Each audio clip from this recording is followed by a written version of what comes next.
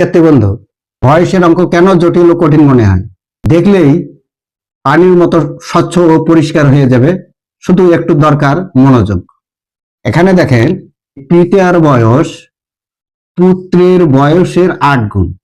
এখন এই পুত্রের বয়সের 8 গুণ, কে 8 গুণ? পিতা 8 গুণ।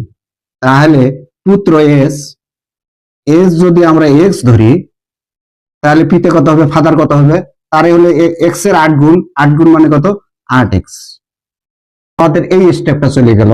এখন এখানে বলছে কি, এই মাতার বয়স পুত্রের বয়সের 5 গুণ। তার মানে এখানে তো পুত্রের বয়স এক্স ধরাই আছে, তার কত গুণ? 5 গুণ হলো কেটা মাতা, তার মানে হলো কত? 5x। এখন তৃতীয় স্টেপে আসি, কি বলছে, এই পিতা মাতার বয়সের একত্রে হলো 52 বছর। কে কে একত্রে? পিতা আর মাতা। তার মানে হলো এই পিতা আর হলো মাতা একত্রে, একত্রে মানে কি? যোগ।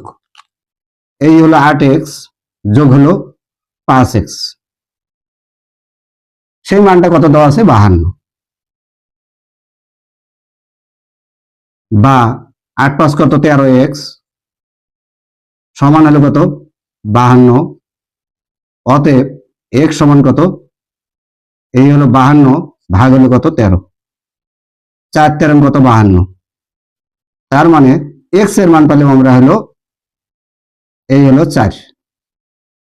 এখন এখানে বলছে কি, পুত্রের বয়স কত? তাহলে এখানে পুত্রের বয়স কত ধরছি? এই এক্স, এক্স মানে এখানে কত পাচ্ছি? এই হলো 4। তার মানে পুত্রের বয়স হলো 4 বছর। রাইট অ্যান্সার অপশন নাম্বার ক। তাহলে এখন তোমরা বলো, মাতা ও পুত্রের বয়স একত্রে কত? Give your answer in my comment box.